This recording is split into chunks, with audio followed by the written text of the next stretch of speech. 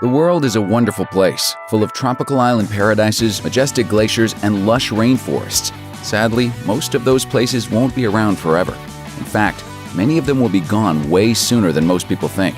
Here's a look at some parts of our world that will be gone in 100 years. The Great Barrier Reef.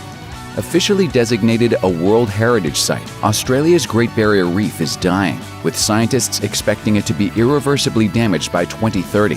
The reason? Carbon dioxide and global climate change. Coral simply doesn't do well with carbon dioxide, and the ocean is absorbing more and more of it every day. The world's leading coral reef experts all agree that the Great Barrier Reef's destruction is imminent, but it's not alone. In 2015 alone, 12% of the world's coral reefs became bleached. The Dead Sea. Just because it's already called the Dead Sea doesn't mean it isn't dying. The super salty lake between Israel, the West Bank, and Jordan is disappearing off the face of the earth, and it seems as if there's nothing we can do to stop it. In 2012 alone, the Dead Sea's water level shrank by an astounding 4.9 feet. So what's causing it? Well, it's due in part to exploitation by Israel Chemicals Limited and Jordan's Arab Potash Company, which are draining the sea in order to harvest minerals. 1/3 of the sea is already gone, causing sinkholes and massive damage to the ecosystem. Unfortunately, it seems the Dead Sea already has 1 foot in the grave we've dug for it. The Everglades. 100 years ago, the Florida Everglades were twice the size of what they are now. Today, only 1/5 of the remnants are protected as a national park, while the rest is being reclaimed by developers as the population of Florida swells.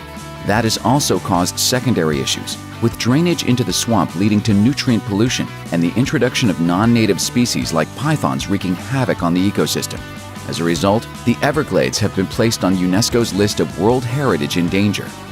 The rainforest. The 2 largest rainforests in the world, the Amazon rainforest in South America and Africa's Congo Basin, are both in grave danger of disappearing entirely by the start of the 22nd century. Thanks to massive deforestation, the Congo Basin is losing an incredible 3.7 million acres of rainforest every year, which in turn releases an estimated 3 billion tons of carbon dioxide into the atmosphere annually, accelerating global climate change. And it's just as bad in the Amazon, where in the past 2 decades, nearly 300,000 square miles of rainforest have been destroyed, most of it simply by being burned to the ground by cattle ranchers. Considering those rainforests are home to thousands of plant and animal species that exist nowhere else in the world, we're not just losing trees, we're losing the legacy of the planet itself. Islands and coastal regions. Some of the most famous islands in the world are in grave danger of disappearing forever beneath the rising oceans. Located in the Indian Ocean, Seychelles is comprised of 115 picturesque islands famous for stunning beaches and mountain rainforests. Unfortunately, the nation is also sinking.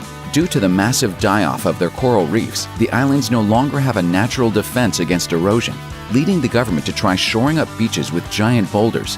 Still, experts believe the country may disappear within the next 50 to 100 years, leaving behind just barren granite peaks emerging from the water.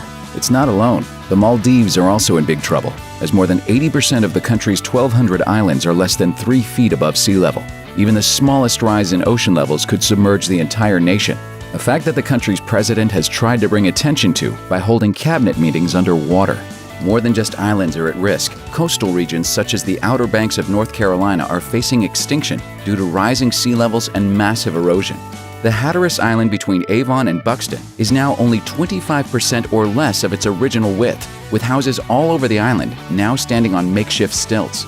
And the world-famous city of Venice faces similar problems. A century ago, St. Mark's Square would flood roughly 10 times a year. These days, it's more like 100 times a year. Venice is fighting a valiant battle against the tide, but it may not be a battle they can win. Glaciers. Around the world, glaciers are vanishing at an alarming rate, endangering some of the world's most famous natural wonders. The ski slopes of the Alps, for instance, are in real danger of disappearing. Between 1850 and 1975, the major glaciers of the Alps lost more than half their mass, and scientists believe by the end of the 21st century, there could be a 70% reduction in snow and ice on the mountain range.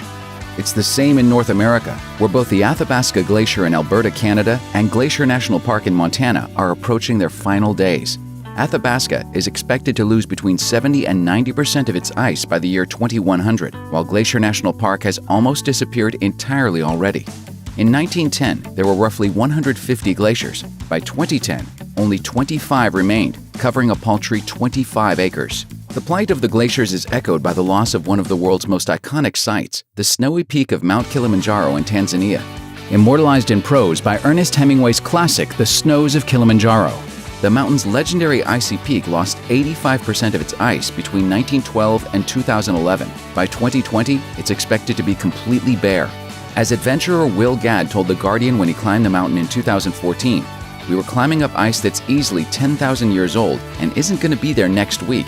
We camped up on top of Kilimanjaro for about 5 days, and some of the things we climbed on, we came back and they had fallen over.